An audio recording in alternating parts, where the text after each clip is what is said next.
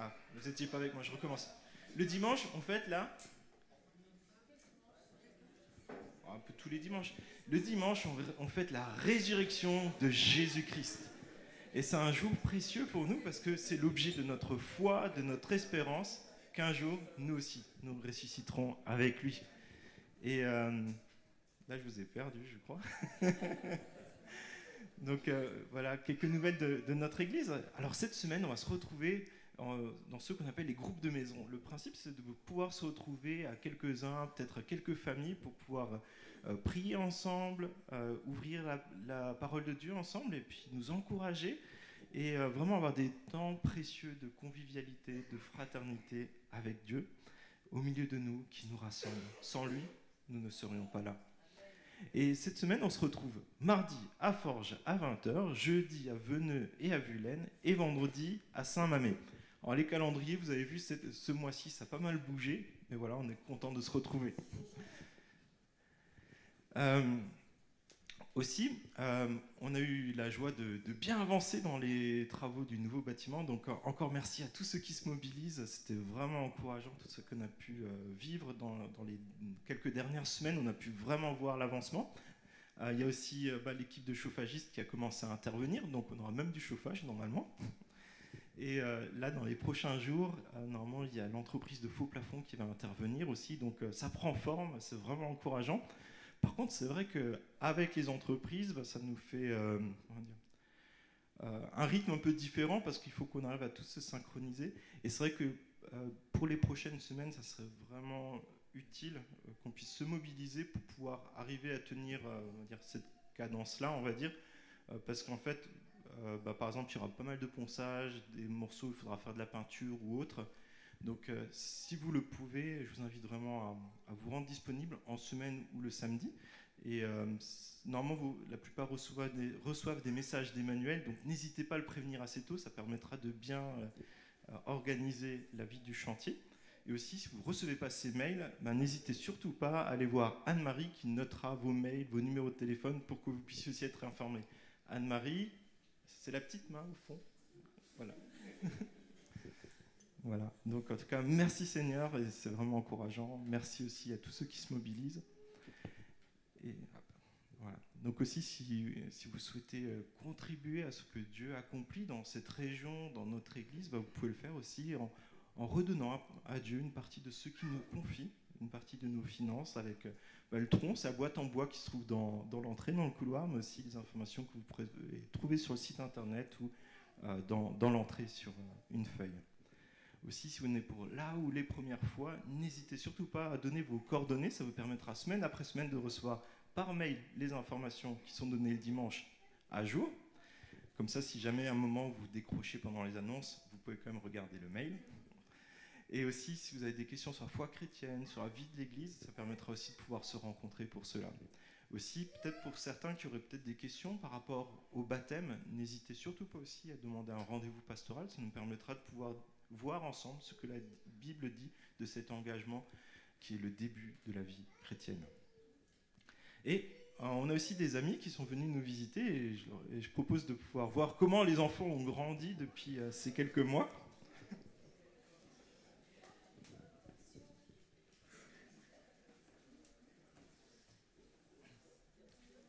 Alors, il me semble la dernière fois qu'on était ensemble sur une estrade, c'était en plein Covid, à Morée, pour se dire au revoir. Mais vous êtes de retour. Bonjour. Bonjour. Comment tu t'appelles? Noé. Et toi, comment tu t'appelles? Abel. Et donc, pour ceux qui ne nous connaissent pas, parce qu'il y a quelques têtes qu'on ne connaît pas, moi je m'appelle Morgane, en effet, et Camille. Et moi je m'appelle Camille, en effet. Et on a fait partie de cette église de à peu près 2015 pour Camille, 2016 pour moi, jusqu'à 2021, où on est parti en Ardèche. La campagne. Valence, la plus grande ville à proximité, si vous voulez situer sur une carte de France. Vous descendez dans le sud. Vous suivez l'autoroute, et puis au bout d'un moment, vous sortez, et puis c'est nous. Et voilà. Et donc, en effet, quand on est parti, il y avait des considérations sanitaires qui n'étaient pas les mêmes que maintenant. C'était un petit peu compliqué. Donc on est content de voir aussi la salle remplie et puis de suivre à distance l'avancement du projet de bâtiment que le Seigneur a permis de concrétiser. Tu veux dire un mot ? Du coup, nous, on a trouvé une église qui s'appelle l'église de Loriol-sur-Drôme. Alors là, quand vous sortez de l'autoroute, vous n'allez pas du côté droit du Rhône, mais de l'autre côté du Rhône. Et c'est une église de taille un petit peu plus petite qu'ici, de moyenne d'âge beaucoup plus élevée qu'ici, très beaucoup plus élevée qu'ici. mais voilà, on a fait notre trou aussi, si on peut dire ça comme ça, et vous nous manquez beaucoup.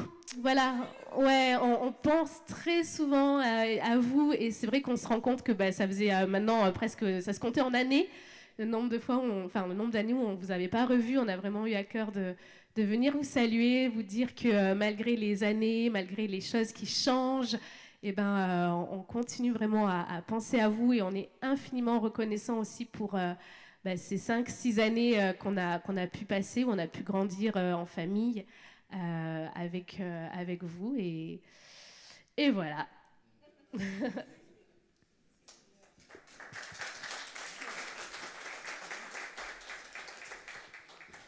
Bon, du coup, vous avez trouvé votre église de vacances, si vous êtes dans la Drôme.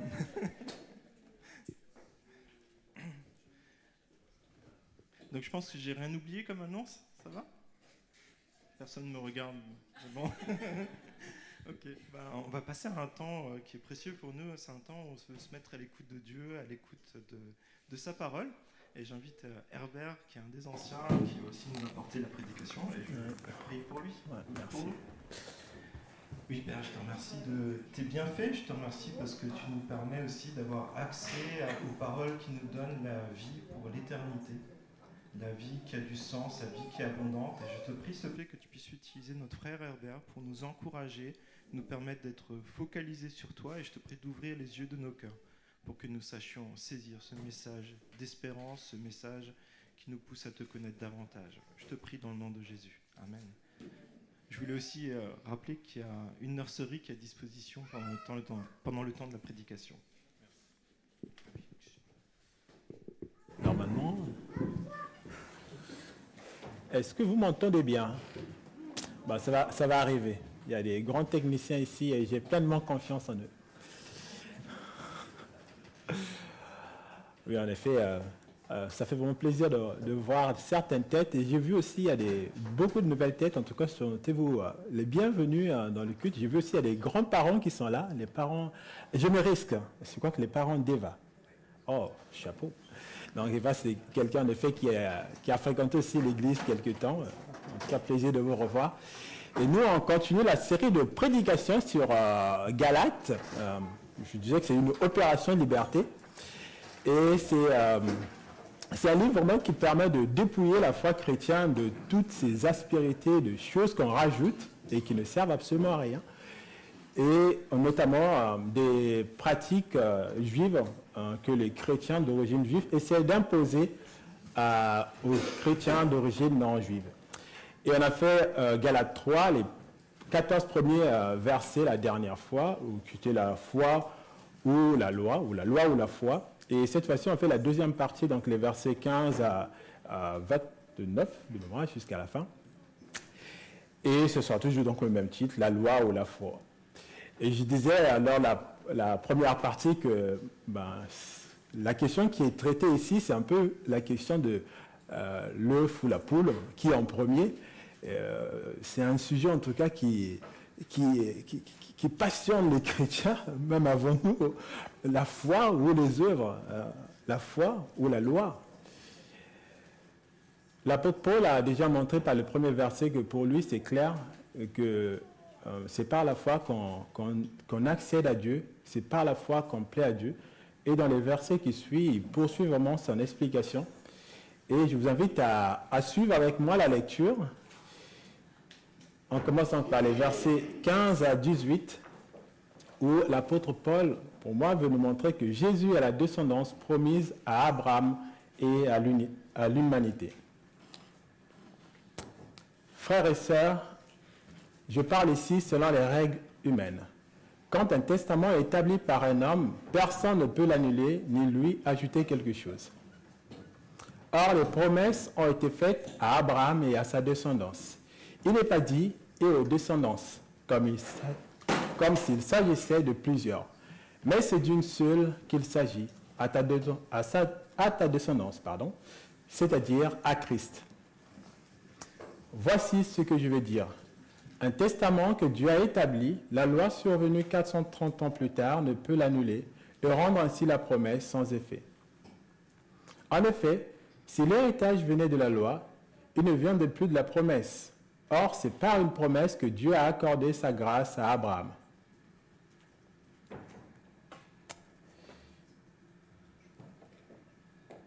Il est vrai qu'à l'ouverture d'un testament, moi je n'ai jamais participé à l'ouverture d'un testament, peut-être quelqu'un a déjà eu cette occasion, mais il peut y avoir des surprises, des choix surprenants, des choix faits par le testamentaire. Et il est alors impossible d'ajouter ou de retirer quelque chose. On peut le faire de son vivant, mais après, ce n'est plus possible. Mais pour ce qui est de Dieu, il ne revient pas sur ses paroles. Ses paroles sont immuables. Quand il fait une promesse, il l'honore, car Dieu ne se dédie pas. Il n'est pas un homme pour mentir. Un homme politique a dit que les promesses n'engagent que ceux qui les écoutent et les croient, mais Dieu nous dit qu'il accomplit ses promesses. Et Dieu a fait des promesses à Abraham.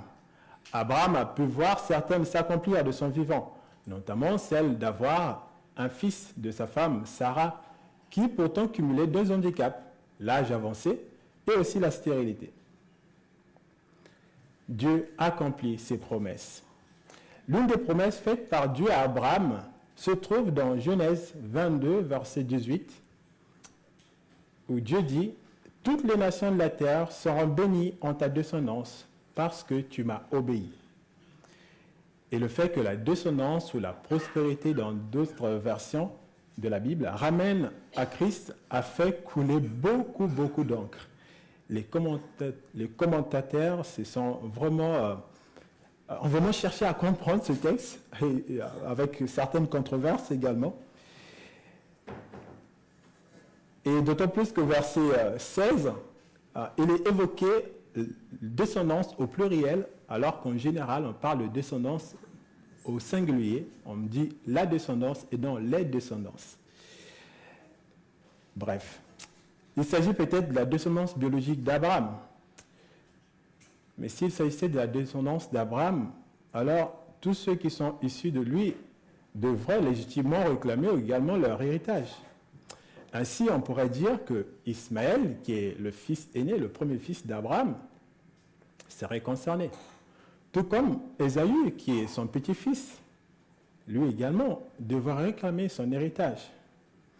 Pourtant, on voit par l'Ancien Testament que ces deux que j'ai cités ont donné naissance à des peuples qui n'honoraient pas Dieu et qui étaient plutôt hostiles même au peuple d'Israël. Si la descendance était tous ceux qui sont d'Isaac, le fils premier Abraham et Sarah, alors en quoi toutes les nations de la terre seraient-elles bénies par la promesse faite à Abraham, puisque toutes les nations ne sont pas devenues juives? De plus, les Juifs contemporains de Jésus n'étaient pas propices à une ouverture aux autres nations. Ils considéraient plutôt leur filiation avec Abraham comme un butin à préserver, une supériorité par rapport aux autres. Dieu n'avait pas la même conception que les Juifs contemporains de Jésus. Comme je l'ai déjà dit lors de la dernière prédication, quand les Israélites mettaient en avant leur filiation avec Abraham, Jésus leur rappelait que des pierres, Dieu pouvait susciter des enfants à Abraham. Vous pouvez le lire dans Luc 3. Comment donc toutes les nations seraient-elles au bénéfice de la bénédiction d'Abraham? Par Jésus, qui est descendant biologique d'Abraham et qui est la porte qui mène à Dieu le Père. Nous devons nous rappeler que le plan de Dieu pour l'humanité n'a pas changé. Au commencement, l'homme et la femme avaient une relation directe, permanente et sincère avec Dieu, jusqu'à ce qu'arrive la désobéissance et le péché. Pour autant, Le plan de Dieu n'a pas changé. Il veut toujours que les hommes et les femmes aient une relation directe, permanente et sincère avec lui. C'est pourquoi, dans l'annonce de la sentence qui a suivi la désobéissance d'Adam et Ève, il a dit ceci, en trouvant déjà une porte vers le retour à l'état d'avant, avant le péché. Il a dit ceci dans Genèse 3, verset 15. Merci. Et là, il parle au serpent, le serpent qui a trompé Adam et Ève. « Je mettrai l'hostilité entre toi et la femme, entre ta descendance et sa descendance. Celle-ci t'écrasera la tête et tu lui blesseras le talon. » Merci. Le serpent représente ici le diable, l'instigateur du péché. On veut bien que Dieu montre la fin de son règne à venir. S'il n'y a plus de péché, alors l'homme et la femme peuvent de nouveau jouir de la relation d'autrefois avec Dieu. Et remarquons ici qu'il est question de la descendance de la femme qui écrasera la tête du serpent, c'est-à-dire qui vaincra le serpent. Alors, une question pour nous. Quel descendant de la femme est capable de vaincre le diable, le péché?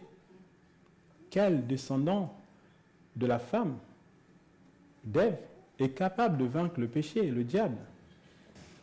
Jésus seul, le Fils de Dieu incarné en homme, est capable de vaincre le péché. Ainsi, la bénédiction promise à toutes les nations depuis des temps et rappelée encore à Abraham vient par un de ses descendants biologiques, Jésus, qui est issu de la tribu de Juda, descendant d'Abraham. Jésus est donc la descendance par laquelle la bénédiction promise à toutes les nations arrive. Il est le Messie promis. Et les Israélites contemporains de Jésus, et même ceux d'avant, n'avaient pas compris pour la plupart la volonté de Dieu. Et pour bon nombre d'entre eux, c'est le respect de la loi qui permettrait d'être agréable à Dieu. En quelque sorte, c'est par le respect de la loi que la promesse s'accomplirait. La loi a été donnée à Moïse 430 ans plus tard, après la sortie d'Égypte du peuple d'Israël. Et on peut encore se poser cette question. Est-ce que la concrétisation des promesses passe par le respect de la loi? Est-ce que la concrétisation des promesses passe par la loi? Imaginez qu'on fasse une promesse et que pour son accomplissement, tout dépendra de vous-même. Quelle part aurait celui qui a fait la promesse, si tout dépend de vous, ou de moi même? Quelle part aurait celui qui a fait la promesse? Tout le mérite ne vous reviendra-t-il pas à vous qui aurez fait tout pour y arriver? C'est pourquoi l'apôtre Paul dit au verset 17 que la loi ne peut annuler et rendre ainsi la promesse sans effet. Dans la version Parole de vie, il est dit « Sinon, la promesse de Dieu perdrait toute sa force. » Si c'est par ses propres œuvres, c'est par ses propres efforts qu'on arrive finalement à faire aboutir les promesses, en fait, tout le mérite revient à celui qui a fait l'effort. Et alors, la promesse de Dieu perdrait toute sa force. Et la promesse de Dieu a toute sa force, car c'est Dieu lui-même qui se porte garant de son accomplissement. Et elle est donnée sans condition à Abraham. On n'a pas dit à Abraham, en fait, si tu fais ça, moi je te donnerai ça. Dieu a dit qu'il donnerait sa bénédiction à Abraham, juste parce que Abraham lui a fait confiance. La promesse a toute sa force, car c'est Dieu qui se porte garant de son accomplissement. Et elle est donnée à Abraham sans condition, et à toute l'humanité, si ce n'est de croire et de l'accepter. C'est pourquoi l'apôtre Jean dira dans ces versets célèbres de Jean 3,16, en effet, Dieu a tant aimé le monde qu'il a donné son Fils unique, afin que quiconque croit en lui ne périsse pas, mais ait la vie éternelle. Versets 19 à 25, la prise de conscience de la sainteté de Dieu et du péché conduit à Christ. Pourquoi donc la loi? Elle a été ajoutée ensuite à cause des transgressions, jusqu'à ce que vienne la descendance à qui la promesse avait été faite. Elle a été promulguée par des anges au moyen d'un médiateur. Un médiateur n'intervient pas quand il y a une seule partie. Or là, Dieu est seul. La loi est-elle donc contre les promesses de Dieu? Certainement pas. Si une loi qui puisse procurer la vie avait été donnée, la justice viendrait réellement de la loi. Mais l'Écriture a déclaré le monde entier prisonnier du péché, afin que ce qui avait été promis soit accordé par la foi en Jésus-Christ à ceux qui croient. Avant que la foi vienne, nous étions prisonniers sous la garde de la loi, en vue de la foi qui devait être révélée. Ainsi, la loi a été le guide chargé de nous conduire à Christ, afin que nous soyons déclarés justes sur la base de la foi. Depuis que la foi est venue, nous ne sommes plus soumis à ce guide. Merci. La loi est-elle contre les promesses? C'est une bonne question. La loi est-elle contre les promesses? On pourrait croire qu'il y a comme un conflit entre la foi et la loi. Alors la loi est-elle contre les promesses? La réponse de l'apôtre Paul est claire, certainement pas. La loi n'est pas contre les promesses. Jésus, le Fils de Dieu, dira lui-même qu'il est venu non pour abolir la loi, mais pour l'accomplir. Et je dirais heureusement que la loi a été donnée. Heureusement que la loi a été donnée. Le peuple d'Israël sortait d'un exil de 430 ans dans un pays conquis à des pratiques spirituelles contraires à la volonté de Dieu. Il y avait un petit Dieu pour tout. Tu voulais que tes récoltes se passent bien, tu avais le Dieu Tartampion. Tu voulais la fertilité, la fécondité, ben tiens, voilà un autre Dieu. Il y en avait partout. Même au plus haut sommet, on ne se cachait pas d'avoir des gris-gris. Pharaon et ses pharaons, ses magiciens, qui sont cités dans la Bible.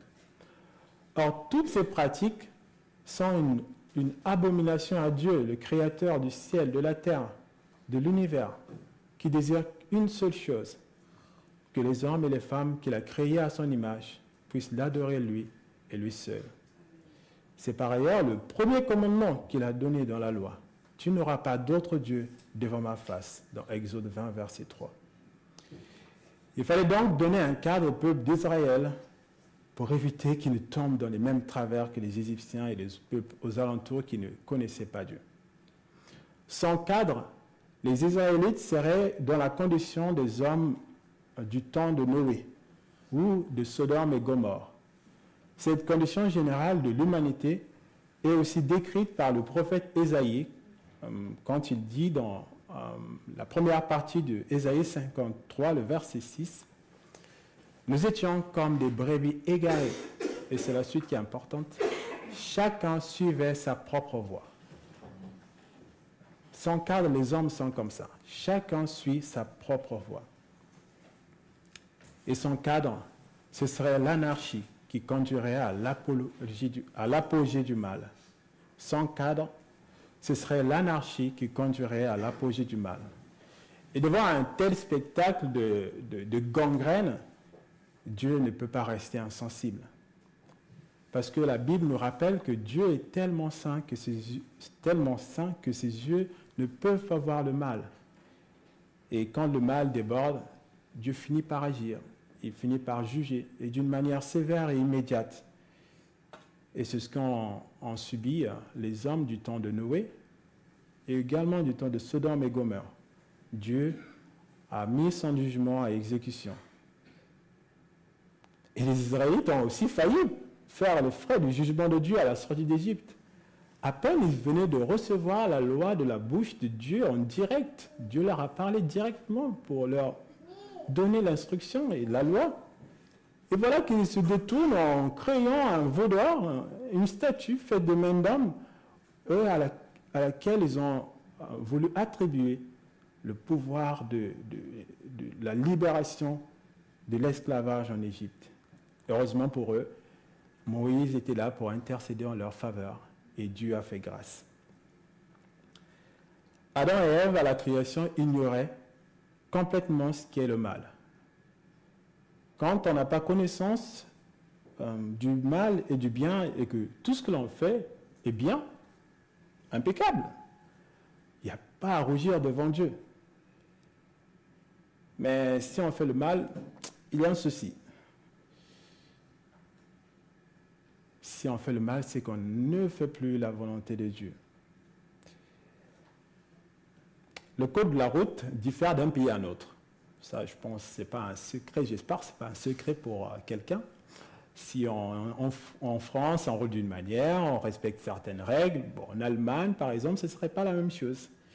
Et un Allemand qui viendrait sur les autoroutes françaises en voulant appliquer les mêmes règles qu'en Allemagne aurait peut-être des soucis à se faire. Parce qu'en fait, en Allemagne, la vitesse recommandée sur l'autoroute, je dis bien recommandée, va jusqu'à 130, mais c'est juste une recommandation, donc on peut la dépasser cette vitesse. En revanche, en France, la vitesse maximale est de 130 km/h par temps sec et 110 par temps de pluie, ce que tous les conducteurs respectent, bien évidemment. Oui.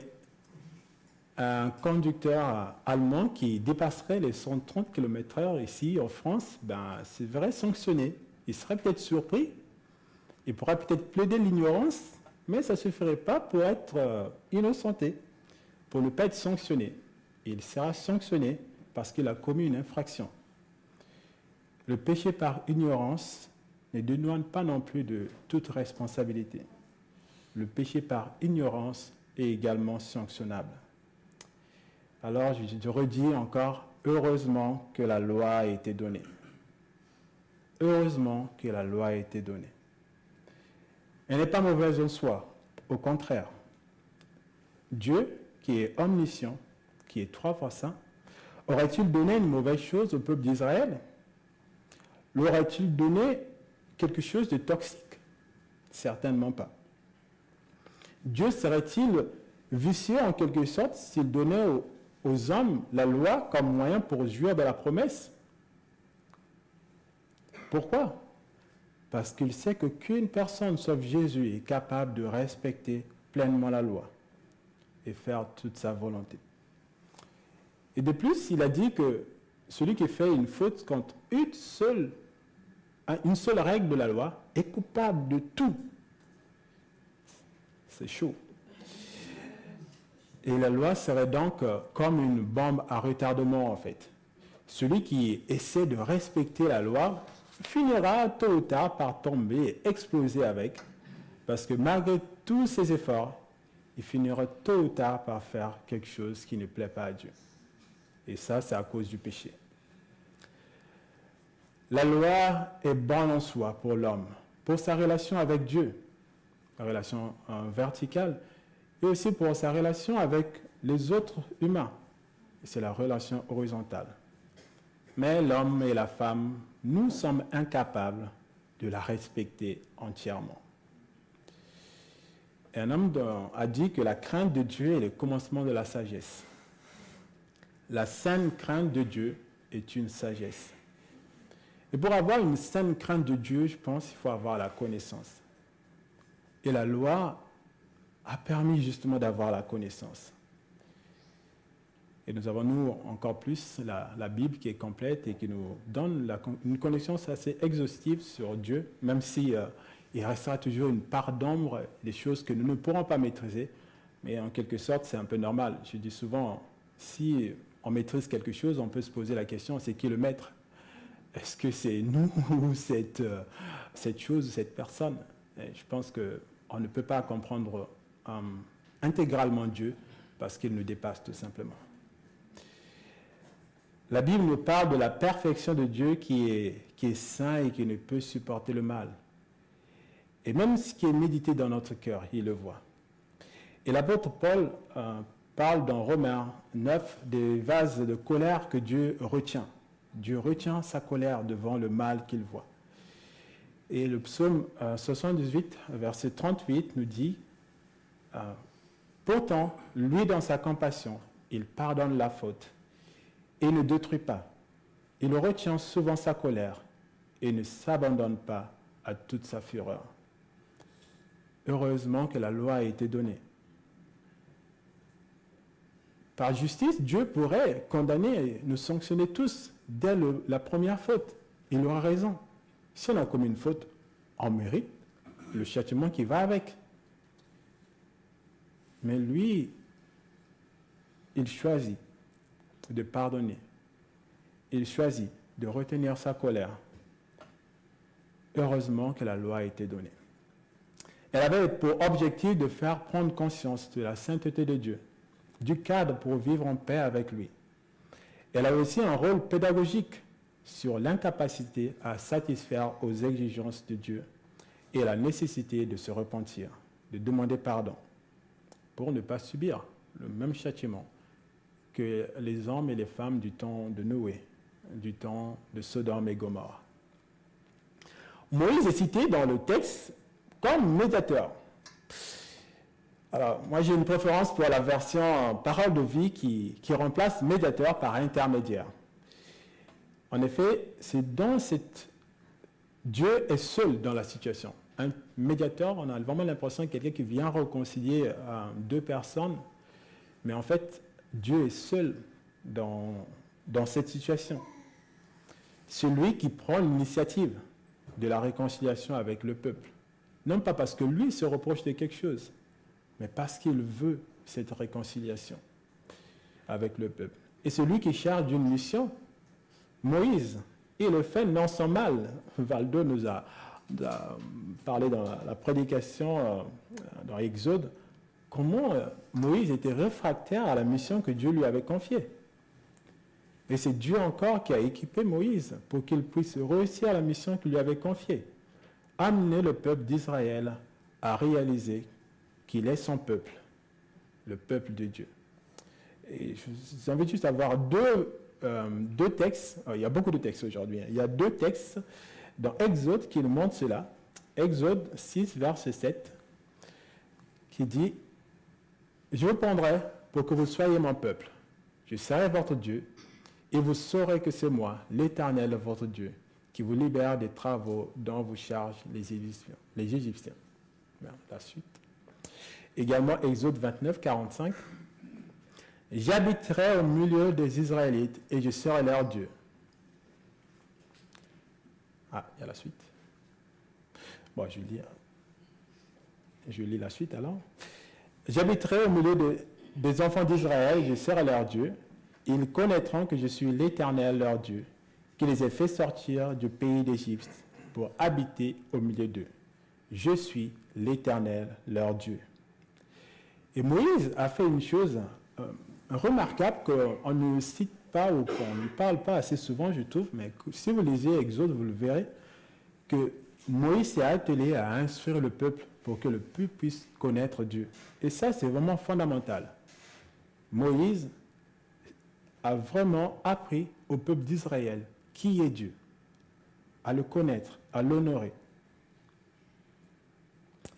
Dieu vivait au milieu d'un peuple qui n'était pas parfait et auquel il avait donné aussi le système de sacrifice, un moyen pour demander pardon, pour obtenir le pardon des péchés. Et tout ce système avait finalement pour objectif ultime de conduire à Jésus-Christ, le sacrifice ultime qui porte les péchés de tous les hommes, de toutes les femmes, de l'humanité. Aujourd'hui, les chrétiens sont le temple de Dieu et ils sont mis à part, comme le peuple d'Israël dans l'Ancien Testament. La loi a donc été un guide. Et les Israélites qui avaient le système de sacrifice pour l'obtention du pardon des péchés avaient un avantage pour bien comprendre l'acte que Jésus a accompli à la croix. Mais hélas, la plupart des contemporains de Jésus n'ont pas compris la portée de ce qui se tramait, se jouait à la croix. Et des décennies plus tard, les contemporains juifs de l'apôtre Paul ne comprennent toujours pas la portée libératrice et universel de l'acte accompli à la croix par Jésus. Et j'ai envie de dire, heureusement que dans la Bible, Dieu a laissé des traces où on voit que des personnes, même dans l'Ancien Testament, avaient compris ce que la volonté de Dieu, ce que Dieu avait promis à Abraham et comment cela s'est traduit jusqu'à Jésus-Christ. Et je citerai Siméon, il y en a bien d'autres dans l'Ancien Testament et Isaïe que j'ai cité, mais moi je cite Siméon, qui fait un peu la transition entre l'Ancien et le Nouveau Testament, je dirais. Siméon, qui est cité dans Luc 2, le verset 29 à 32, il dit ceci. Alors Siméon, c'est quelqu'un qui était pieux et qui honorait Dieu et à qui Dieu avait fait la promesse qu'il ne mourrait pas avant d'avoir vu Jésus le Messie.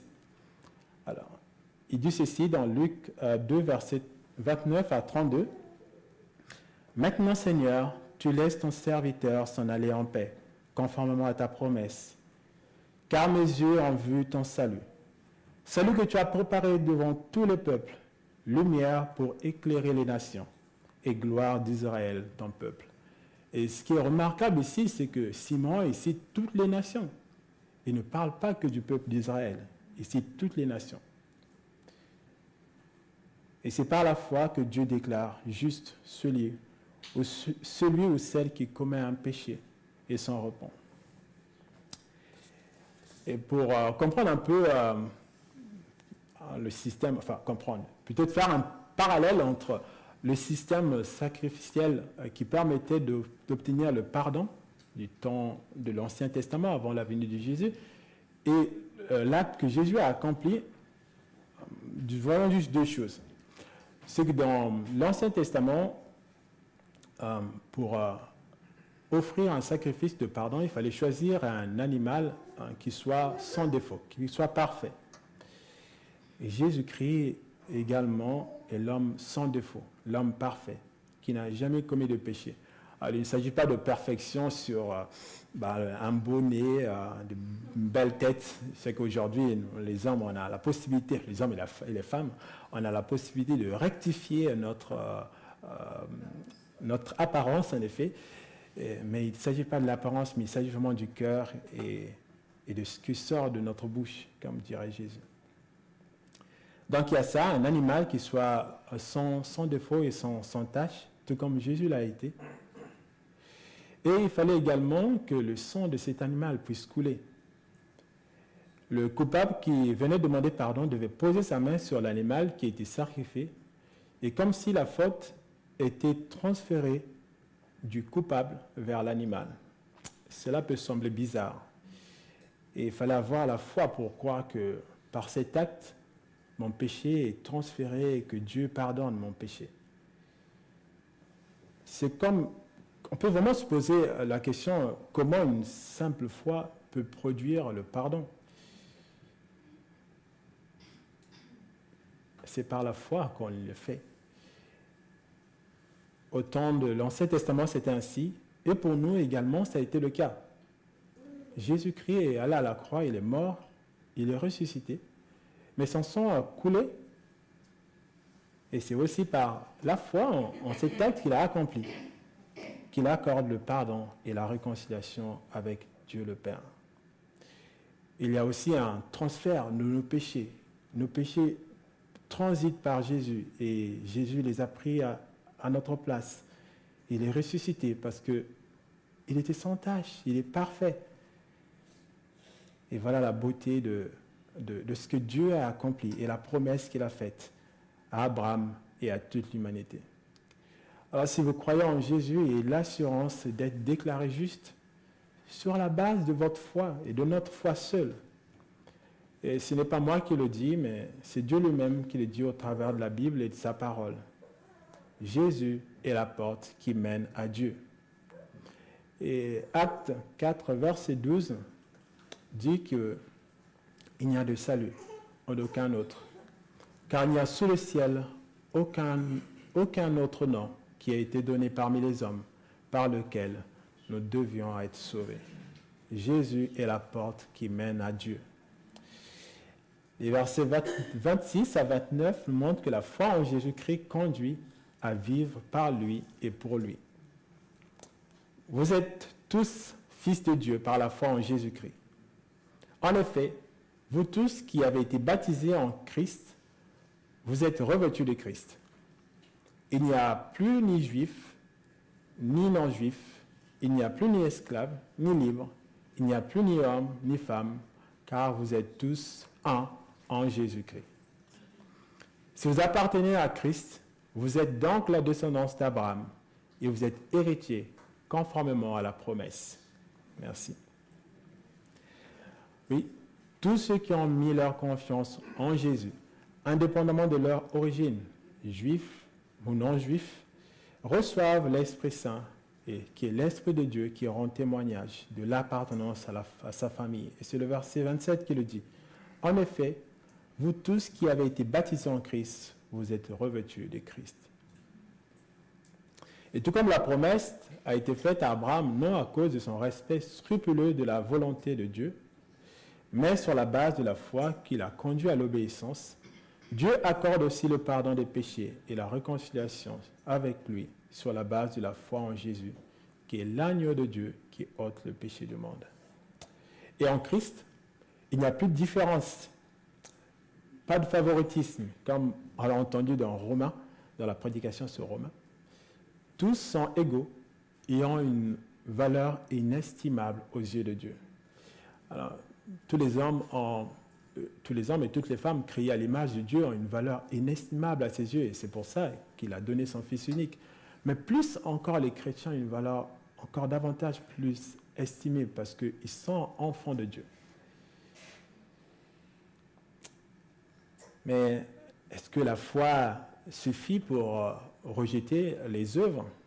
Il faut tout de même dire quelque chose là-dessus, sinon je pense qu'il y en a qui ressortiront d'ici en disant « il manquait quelque chose quand même, Herbert ». Et vous aurez raison. Imaginez en effet que vous voyez quelqu'un qui se déclare chrétien, qui dit être sauvé de la colère de Dieu par sa foi en Jésus-Christ, mais qui, par ses habitudes, va à l'encontre de la volonté de Dieu, notamment même des 10 commandements ou la loi. Il bafoue sans scrupule la volonté de Dieu. Il ne manifeste pas de remords du tout.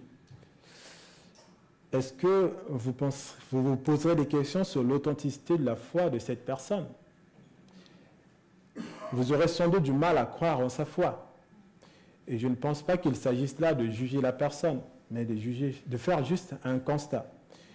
Et par amour, si vous connaissez une personne qui agit ainsi, par amour pour elle, vous pouvez discuter avec elle sur la base de ce que dit la Bible, pour l'emmener à prendre conscience de son erreur et prier aussi pour elle. On a lu avec les enfants un livre sur des personnes qui ont fait des choses pas extraordinaires, en tout cas qui sont distinguées par leur foi ou par certains actes. Et on a lu, il y a Eric Liddell, un coureur hors pair, qui a défendu sa foi lors des Jeux Olympiques de Paris 1924 et qui a aussi inspiré un des héros qui a inspiré le film Les chariots de feu, a dit ceci: chaque chrétien devait vivre une voie dirigée par Dieu. Si tu n'es pas dirigé par Dieu, tu le seras par autre chose. Chaque chrétien devait vivre une vie dirigée par Dieu. Si tu n'es pas dirigé par Dieu, tu le seras par autre chose. Les œuvres ne sauvent pas, certes, mais elles sont la preuve de notre repentance, de la prise de conscience du mal et de notre volonté à faire dorénavant des choses qui plaisent à Dieu. Ce sont les signes d'une vie dirigée par Dieu. Et c'est le fruit de l'esprit qui se développe dans le cœur du chrétien pour qu'il devienne progressivement semblable à Jésus-Christ. Et c'est un processus qui dure toute la vie. Et on ne peut pas vous garantir qu'au bout de 40 ans de vie chrétienne, vous serez arrivé à maturité pour vous passer de progresser. Et je pense que votre conjoint ou vos proches seront là pour vous rappeler que vous n'êtes pas encore devenu parfait, mais que la grâce de Dieu est toujours là aussi à vos côtés. Le chrétien est revêtu de Christ. Et cela peut être traduit, et cela est traduit par Paul dans Galates 2, verset 20, parce que ce n'est plus lui qui vit, c'est Christ qui vit en lui. Être revêtu de Christ, c'est renoncer à soi-même pour laisser Christ grandir en nous. Et Paul dira qu'il est mort, et s'il vit, il vit par Christ, et non pour lui. Il est mort, s'il vit, il vit par Christ, et pour Christ. Je pense que c'est quelque chose qui peut être facile à dire, mais comment concrètement ça peut se passer, vivre pour Christ? Et aussi comment grandir en maturité.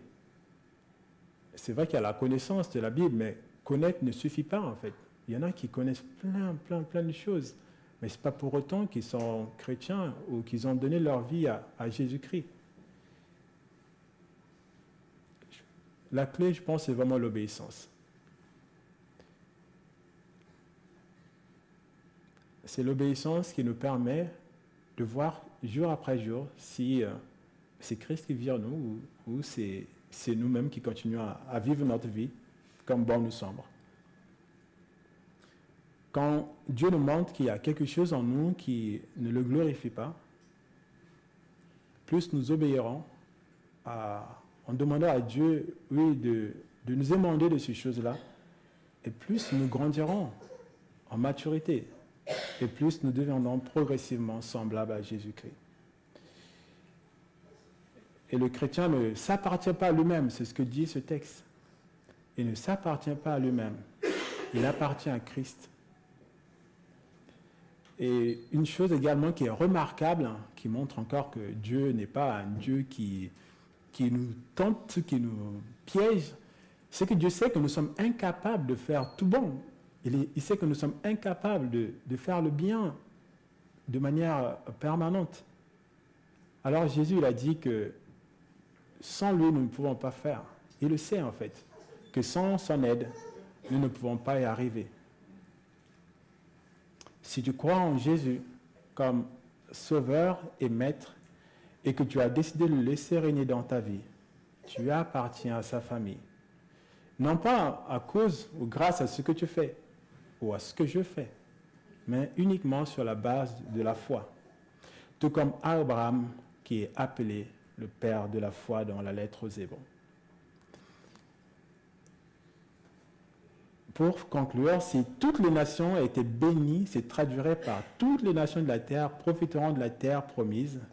Cela voudrait dire qu'un jour, toutes les nations habiteraient cette terre promise. Vous êtes d'accord avec moi?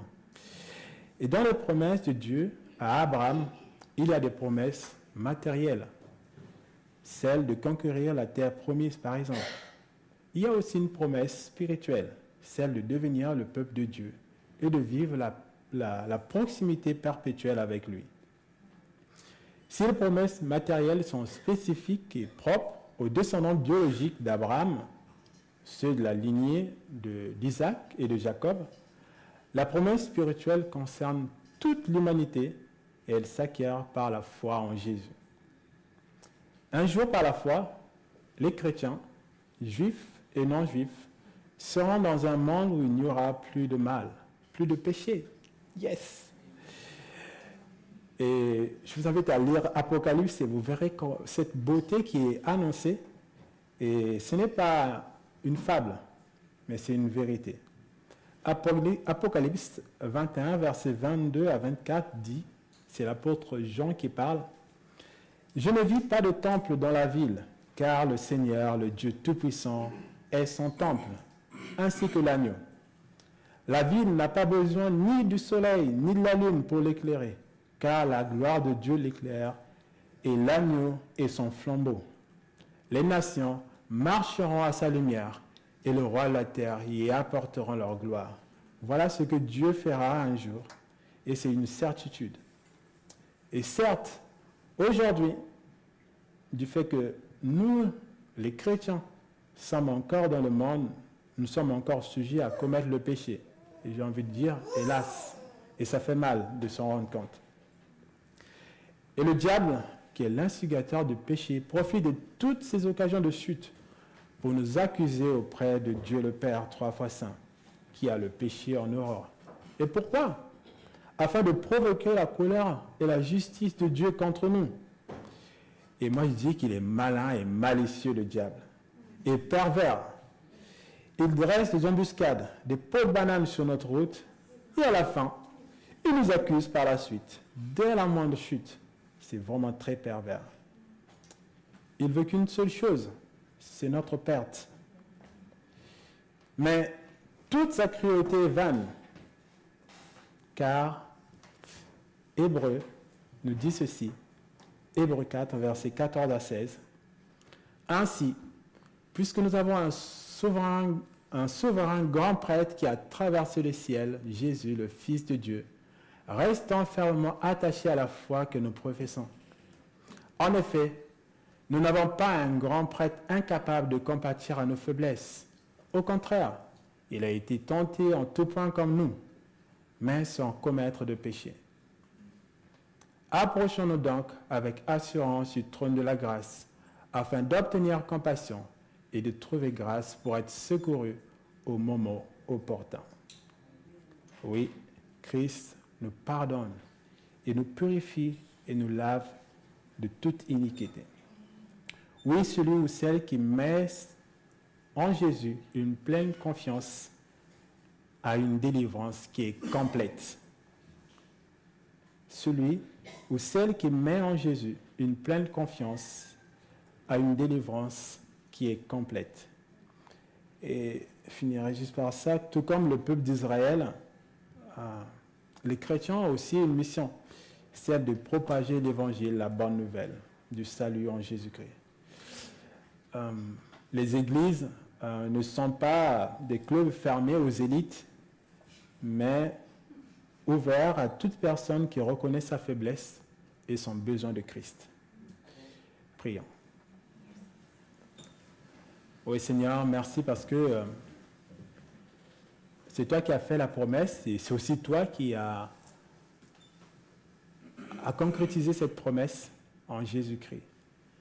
Lui qui était auprès de toi, qui était avant le commencement, qui était dans la gloire, il a décidé de quitter tout cela pour descendre si bas sur terre et revêtir ce corps si faible et encore à s'humilier, allant jusqu'à la croix et y être humilié, y être tué à cause de nous, à cause de nos fautes, à cause de nos péchés. Et merci parce qu'il est venu, parce que sans lui, nous serions toujours errants et sans lui, nous serions toujours sous le coup de ta justice saine et légitime. Et merci parce que tu ne nous demandes pas de venir auprès de toi avec des tonnes d'or pour nous racheter de ce que tu as fait, mais tu nous demandes juste de l'accepter et de croire en toi, Jésus-Christ. Merci parce que c'est par la foi que les portes s'ouvrent devant nous et que nous pouvons accéder à Dieu le Père 3 fois saint, qui nous aime tellement au point qu'il a tout fait pour nous donner un moyen d'être réconciliés avec lui. Seigneur, c'est ça ta volonté, c'est que tous les hommes et toutes les femmes que tu as créés à ton image puissent te connaître, toi, le vrai Dieu. Il y a aussi le moyen que tu leur as donné de pouvoir venir à toi, Jésus-Christ, ton Fils. Et Seigneur, je prie pour que tous les jours, cette vérité soit dans notre cœur et dans notre tête, dans nos pensées, et que le diable, par ses pots de banane, Seigneur, ne vienne pas nous faire douter de cela. Au contraire, que tu nous rappelles, Jésus, toi-même tu l'as dit, que tu as vaincu le monde pour nous, que cette victoire que tu as acquise, elle n'était pas pour toi, parce que tu es déjà Seigneur, tu étais déjà élevé, mais tu l'as faite pour nous, parce que nous étions sous le joug du péché. Et merci pour cette vie. Et aujourd'hui, tu nous déclares tous égaux devant toi. Et nous prions, Père, pour que tu règnes en nous, que tu nous donnes, au Seigneur, de continuer à grandir. Quand tu nous montres, au Seigneur, qu'il y a quelque chose en nous qui ne te glorifie pas, et que ton esprit nous donne la force de pouvoir accepter et d'accepter le changement. Et peu importe le temps que ça prendra. mais que nous puissions être vraiment propices et promptes à accepter, Seigneur, le changement et non à être réfractaires au Seigneur. Nous voulons que tu grandisses en nous. Et nous voulons aussi, Seigneur, que l'humanité tout entière, que nos voisins, les membres de nos familles qui ne te connaissent pas, puissent également découvrir la beauté de la bonne nouvelle et cette promesse accomplie. Jésus-Christ, Fils de Dieu, mort à la croix, par qui le salut arrive par la foi. Que l'honneur et la gloire te reviennent à toi aujourd'hui et pour l'éternité. Toi qui règnes, toi qui es le vivant et le véritable. Au nom de Jésus. Amen.